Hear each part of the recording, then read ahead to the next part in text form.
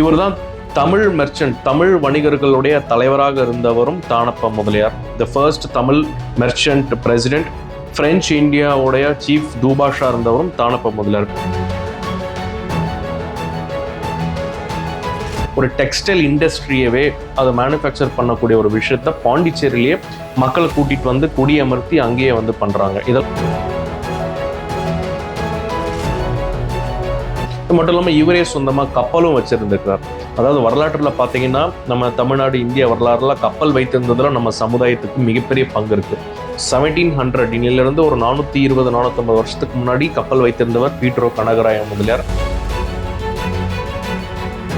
ஆனந்தரங்கம் பிள்ளை வந்து இதுல 11 குண்டு முழக்க ஒரு 11 புல்லட்ஸை வானம் நோக்கி சுட்டு இவருக்கு ஒரு மிகப்பெரிய வந்து ஒரு கோல்டு மெடல் மாதிரி கொடுத்து இவர் அவார்ட் பண்ணி ஒரு ஹானர் பண்ணியிருக்கிறாங்க.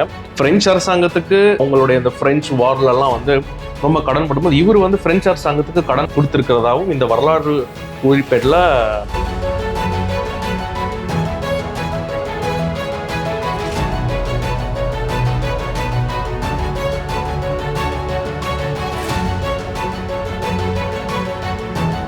வணக்கம், நான் உங்க டாக்டர் கார்த்திகேயன்.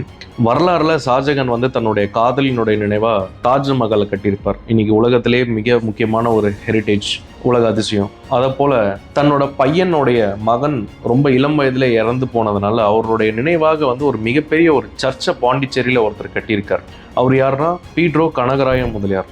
இவருடைய வரலாறை பத்தி ஆனந்தரங்கர் அப்படின்னு சொல்லப்படுற ஆனந்தரங்கம் பிள்ளை அவருடைய வாழ்க்கை வரலாறு, அதாவது அவருடைய தினமும் டைரி எழுதுற பழக்கம் இருக்கிறவர் தான் ஆனந்தரங்கர். அவரோட டைரியை பேஸ் பண்ணின ஒரு ஆர்டிக்கல் வந்து ஒரு புத்தகமாக வெளிவந்திருக்கு. அதை நான் படிக்கும்போது தான் இந்த விஷயம் நான் கற்றுக்கிட்டேன். யார் இந்த பீட்ரோ கனகராய முதலியார் அப்படின்றத பார்ப்போம். பீட்ரோ கனகராய முதலியார் அப்படின்றவர் வந்து இன்னைக்கு பாண்டிச்சேரி பாதி யூனியன் டெரிட்டரியே ஒருத்தருக்கு சொந்தம் அப்படின்னா அது வந்து பீட்ரோ கனகராய முதலியார். பிக் ஷாட், ஒரு பெரிய பிஸ்னஸ் மேன், ஒரு மெர்ச்சன்ட், ஒரு எக்ஸ்போர்ட்டர், பிரெஞ்சு நாட்டினுடைய ஒரு வர்த்தகத்தில் இருந்தவர். இவருடைய குடும்பத்தை பற்றி பார்ப்போம். இவங்க மிகப்பெரிய ஒரு குடும்பம். இன்னைக்கு இவங்களுடைய பங்களோ தான் இன்னைக்கு பாண்டிச்சேரியில் ஒரு மிகப்பெரிய ஒரு லேண்ட்மார்க் பங்களா. இவர் கட்டின அந்த சென்ட் ஆண்ட்ரியூஸ் சர்ச், ரெட்டிப்பாளையம் பாண்டிச்சேரியில் இருக்கக்கூடிய சென்ட் ஆண்ட்ரியூஸ் சர்ச் வந்து இவருடைய மகனுக்காக 300 வருஷத்துக்கு முன்னாடி கட்டின சர்ச். இன்னும் அந்த சர்ச்சில் பீட்ரோ கனகராய முதலியாருடைய சிலை இருக்கு. இவரை பற்றி பார்ப்போம். பாண்டிச்சேரியில தானப்ப முதலியார்னு ஒருத்தர் இருக்கார். தானப்ப முதலியார் வந்து 1600 இன்னிலிருந்து ஒரு 450 வருஷத்துக்கு முன்னாடி வாழ்ந்த ஒரு மிகப்பெரிய ஒரு செல்வந்தர். இவர் வந்து ஒரு தொண்டை மண்டல சைவ வெள்ளாளம் முதலியார், அதாவது சைவ மதத்தை ஃபாலோ பண்ணக்கூடிய சிவனு கும்பிட ஒரு வெஜிடேரியன் ஃபேமிலி ஆஃப் முதலியார்ஸ். இவருடைய பையன் ஆண்ட்ரி முத்தப்ப முதலியார். ஆண்ட்ரி முத்தப்ப முதலியாரோட பையன் தான் பீட்ரோ கனகராய முதலியார். பீட்ரோ கனகராய முதலியாரோட ஃபேமிலி வந்து பிரெஞ்சுக்கு எக்ஸ்போர்ட் இம்போர்ட் பண்ணக்கூடிய ஒரு விஷயத்துல இருந்ததுனால இவங்க கிறிஸ்தவ மதத்துக்கு நாளடைவில் தழுவுறாங்க. முக்கியமாக தானப்ப முதலியார், அதாவது பிரெஞ்சு வந்து பாண்டிச்சேரியில வந்து ஒரு எக்ஸ்போர்ட்டுக்காக வந்து பின்னாடி பாண்டிச்சேரியவே பிரெஞ்சினுடைய ஒரு ஆதிக்கத்துக்கு கீழே வருது. இது வந்து 1650களில் நடக்குது. அப்போ பிரெஞ்சு பாண்டிச்சேரி கவர்னர், முதல் கவர்னர் யாருன்னா பிராங்கோயிஸ் மார்டின்.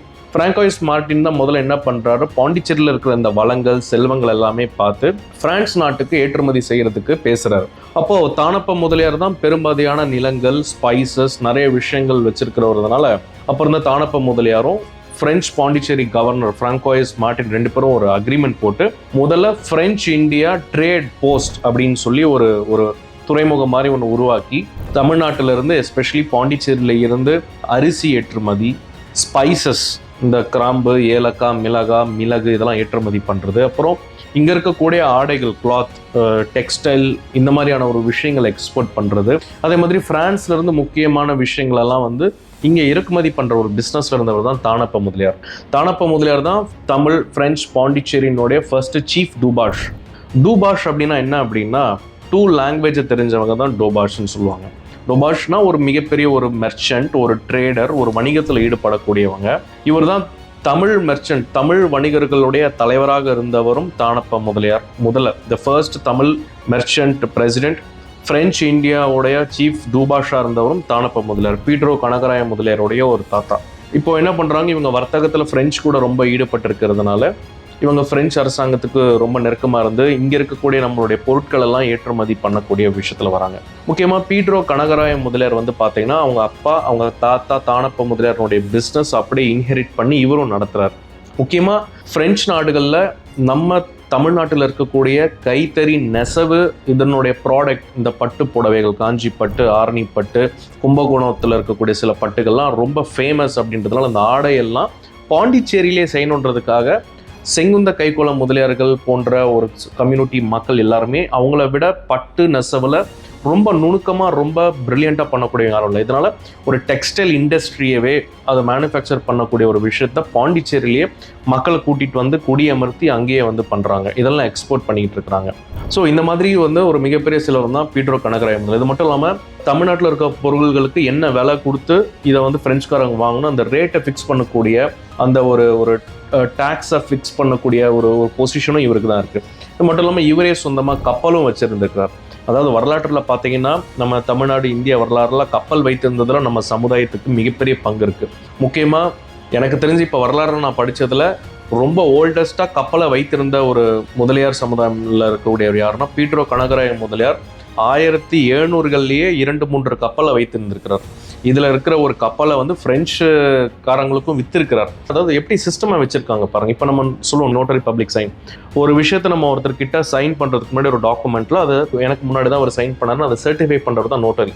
அந்த காலத்திலேயே பிரெஞ்சு அரசாங்கத்துக்கு என்னோட கப்பலை வந்து நான் இவங்களுக்கு கொடுக்குறேன், 2800 பக்கோடாஸ், 2800 பக்கோடாஸ் கோல்டு காயின். ஒரு பக்கோடான்னா 4 கிராம் இருக்கக்கூடிய கோல்டு காயின் அர்த்தம். இவர் விற்கிறாரு. இதுக்கு சவுகர்னா அப்படின்னு ஒரு சர்டிஃபிகேட் முறை மாதிரி ஒன்று கொண்டு வராரு. அதை வந்து ஒரு நோட்டரி ஒரு முன்னாடியே இதை வந்து இவங்க இந்த எக்ஸ்சேஞ்ச் ப்ராசஸ் நடக்குது. ஸோ வரலாறுல 1700 இன்னிலிருந்து ஒரு 420-450 வருஷத்துக்கு முன்னாடி கப்பல் வைத்திருந்தவர் பீட்ரோ கனகராய முதலியார். அதுக்கப்புறம் 1910களில் கப்பல் வைத்திருந்தவர் நம் வ.உ. சிதம்பரம் பிள்ளை, சைவ திருமகனார். அதுக்கப்புறம் பார்த்தீங்கன்னா நம்மளுடைய ஆற்காடு இரட்டையர்கள் சொல்லப்படுற ஆற்காடு ராமசுவாமி முதலியார், லட்சுமண சுவாமி முதலியாரும் இந்தியன் ஸ்டீம்ஷிப் ஓனர் அசோசியேஷனுடைய ஒரு தலைவராகவும் இருந்து இன்னைக்கு லட்சத்தீவு வந்து இந்தியாவில் இருக்குதுன்னா அதுக்கு காரணம் இவங்க போய் எங்கள் கொடி நட்டது தான். இந்த மாதிரி வரலாற்றில் நம்ம கப்பல் ஓனர்களாக நம்ம இருந்திருக்கிறதுக்கான ஒரு எவிடன்சஸ் இது. அப்போது பிரெஞ்சு அரசாங்கத்துக்கு இந்த இண்டிபெண்டன்ஸ் பிரெஞ்சு வார்லலாம் வந்து ரொம்ப கடன் படும்போது இவர் வந்து பிரெஞ்சு அரசாங்கத்துக்கு கடன் கொடுத்துருக்கிறதாகவும் இந்த வரலாறு குறிப்பேட்டில் ஆனந்த ரங்கம் பிள்ளை வந்து இதில் எஸ்டாப்ளிஷ் பண்ணியிருக்கார். இப்போ என்ன ஆகுதுன்னா இவர் தானப்ப முதலியாரோட பையன் முத்தப்ப முதலியாரோட பையன் பீட்ரோ கனகராய முதலியார். இவர் மிகப்பெரிய செல்வந்தர். இவருக்கு ஒரே ஒரு பையன், அவருடைய பேர் வந்து வேல்வேந்திர முதலியார். இவர் வேல்வேந்திர முதலியாரும் இந்த பிஸ்னஸ்க்கெல்லாம் பார்க்க ஆரம்பிக்கிறார். அவர் ஒரு குறுகிய நாட்கள்லேயே உடம்பு சரியில்லாமல் ரொம்ப சின்ன இளம் வயசுலேயே 1739 இறந்து போயிடுறார். அது இறந்து போன துக்கம் தாங்க முடியாமல் பீட்ரோ கனகராய முதலியாருக்குமே உடம்பு சரியில்லாமல் போகுது. அதனால் என்ன பண்ணுறாரு, தன்னுடைய மகனுடைய நினைவாக ஒரு சர்ச்சு கட்டணும் அப்படின்னு சொல்லி இவங்க என்ன பண்ணுறாங்க, வேட்டிகன் சிட்டியில் பெர்மிஷன் வாங்கி அங்கிருந்த போப் கிட்ட எப்படியெல்லாம் நம்ம பண்ணலாம், டிசைன் பண்ணலான்றதெல்லாம் அவங்க வந்து டிஸ்கஸ் பண்ணி பாண்டிச்சேரி ரெட்டிபாளையத்தில் ஒரு 300 வருஷத்துக்கு முன்னாடி இட்டாலியன் மார்பிள்ஸ் வச்சு இங்கே இருக்கிற விண்டோஸ் எல்லாமே லண்டன்ல இருந்து வந்திருக்கக்கூடிய அந்த பெயிண்டிங்ஸ் டிராயிங்ஸ் எல்லாமே வச்சு ஒரு மிகப்பெரிய சர்ச், சென்ட் ஆண்ட்ரியூஸ் சர்ச் ரெட்டிபாளையத்தில் பாண்டிச்சேரியில் கட்டியிருக்கிறாங்க. இந்த சர்ச்சினுடைய துவக்க விழாவுக்கு வந்து பெரிய பெரிய இங்கிலாந்து லண்டனில் இருக்கக்கூடிய இந்த ரோமன் கேத்தலிக்ஸில் இருக்கிறவங்களாம் வர வச்சிருக்கிறாரு அப்படின்னு குறிப்பிட்டிருக்கிறாங்க. அது மட்டும் இல்லாமல் மொழி, மதம், ஜாதி அப்பாற்பட்டு காஸ்ட், ரிலிஜியன், லாங்குவேஜை தாண்டி எல்லாரையும் அந்த சர்ச்சினுடைய திறப்பு விழா 30 நவம்பர் 1745 அந்த சர்ச்சையும் வந்து திறக்கிறாங்க. இந்த சர்ச்சை திறக்கும்போது எல்லாருக்கும் எல்லா மக்களும் சமமாக உட்காந்து சாப்பிடணும், இந்த சமபந்தி போன்ற ஒரு விஷயங்களை வந்து அப்போவே ஒரு 400 வருஷத்துக்கு முன்னாடி இம்ப்ளிமெண்ட் பண்ணியிருக்காங்கன்னு இருக்கும்போது மிக ஆச்சரியமாகவும் பெருமையாகவும் இருக்குது. இது மட்டும் இல்லாமல் பிரெஞ்சு அரசாங்கம் இவருடைய இந்த ட்ரேட், பிரெஞ்சு அரசாங்கத்துக்கு இவங்க இவ்வளோ நன்மைகள் செஞ்சுருக்கிறாங்க. இந்த ஒரு காரணத்தினால பிரெஞ்சு ஓப்பன் கவுன்சில், பிரான்ஸுக்கு போய் அங்கே இருக்கிற ஓப்பன் கவுன்சிலில் பிரெஞ்சு அரசாங்கத்தால் 11 குண்டு முழக்க ஒரு 11 புல்லட்ஸை வானம் நோக்கி சுட்டு இவருக்கு ஒரு மிகப்பெரிய வந்து ஒரு கோல்டு மெடல் மாதிரி கொடுத்து இவர் அவார்ட் பண்ணி இவர் ஹானர் பண்ணியிருக்கிறாங்க. இவருக்கு வந்து பிரெஞ்சு அரசாங்கம் ஹானர் பண்ணியிருக்காங்க. இதை வந்து ஆனந்த ரங்கர் வந்து அவருடைய வாழ்க்கை குறிப்பில் எழுதியிருக்கிறார், அவருடைய டைரியில் இருக்குது. இதே மாதிரி ஒரு கப்பலை விற்கணும்னா கூட அது வந்து ஒரு சேல் டீட்னா அந்த இப்போ சொன்னாலே சோக்கர்னா சர்டிஃபிகேட், இந்த ஒரு விஷயம் மாதிரி பண்ணி ஒரு ட்ரேட்னா ஒரு வணிகம் எப்படி பண்ணணும், எவிடன்ஸோட டாக்குமெண்ட் பண்ணி ப்ரூஃபோட எப்படி வர்த்தகம் பண்ணணும்னு ஒரு 400-450 வருஷத்துக்கு முன்னாடியே பண்ணியிருக்கக்கூடிய பீட்ரோ கனகராய முதலியார், அது போன்ற அவருடைய மகனுடைய மறைவுக்கு ஒரு மிகப்பெரிய ஒரு சர்ச்சு கட்டியிருந்த அந்த ஒரு வரலாறு ஆகட்டும். இன்னும் பீட்ரோ கனகராய முதலியாருடைய சிலை வந்து ரெட்டிப்பாளையம் சென்ட் ஆண்ட்ரூஸ் சர்ச்சில் இருக்குது. அது மட்டும் இல்லாமல் இவருடைய வழி வந்தவங்க தான் தியாகு முதலியார். தியாகு முதலியார் அப்படின்றவர் இவருடைய டிசெண்டன்ஸ். அதாவது வேல்வேந்திரன் அவருக்கு குழந்தை கிடையாது, அதுக்கப்புறம் அவருடைய சகோதரர், மனைவியினுடைய சகோதரர் கூட வழி வந்த ஒரு டிசெண்டன்ட் தான் தியாகு முதலியார்னு சொல்கிறாங்க. இன்னும் வந்து இவங்களுடைய வீடு வந்து பாண்டிச்சேரியோட முக்கிய இடங்கள்ல இவங்களுடைய பங்களோஸ் வந்து இருக்குது, இவங்களுடைய சொத்துக்கள் இருக்குது. அதே மாதிரி இந்த ஃப்ரெஞ்ச் காலனிஸ், இந்த ஆரோவில் இந்த பகுதிகளில் ஃப்ரெஞ்ச் காலனிஸ் உருவாகிறதுக்கு இவங்க தான் வந்து லேண்டு கொடுத்ததாகவும் வரலாறு இருக்குது. இன்றைக்கி பாண்டிச்சேரியில் முதலியார்பேட்டை அப்படின்னே வந்து ஒரு தொகுதியே இருக்குது. இன்றைக்கி பாண்டிச்சேரியில் ஒரு கிட்டத்தட்ட ஒரு 30% மக்கள் வந்து முதலியார் சமுதாயத்தினுடைய மக்கள் இருக்கிறாங்க. ஸோ இந்த வீடியோ பதிவு வந்து பீட்ரோ கனகராய முதலியாரனுடைய எப்படி ஒரு வணிகம் பண்ணார், அவர் எதுக்கு சர்ச்சு கட்டினார், என்ன நோக்கத்துக்காக பண்ணார், நிறைய ஏழை மக்களுக்கெல்லாம் லேண்டை கொடுத்து அங்கே டெக்ஸ்டைல் இண்டஸ்ட்ரியெல்லாம் கொண்டு வந்து வியாபாரம் வணிகம் பெருக்கி பாண்டிச்சேரியுடைய வளர்ச்சிக்கு முக்கிய பங்காற்றிய பீட்ரோ கனகராய முதலியாரோட பார்த்தோம்.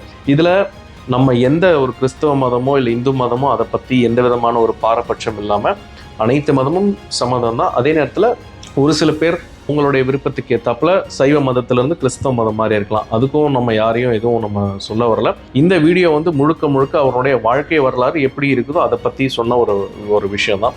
இன்னொரு முக்கியமான ஒரு ரேரான, யாருக்கும் தெரியாத ஒரு முக்கிய விஷயம், வரலாறுல கண்டிப்பாக நம்ம தெரிஞ்சுக்கின்ற ஒரு விஷயத்த இன்னொரு எபிசோடில் பார்ப்போம். தேங்க்யூ.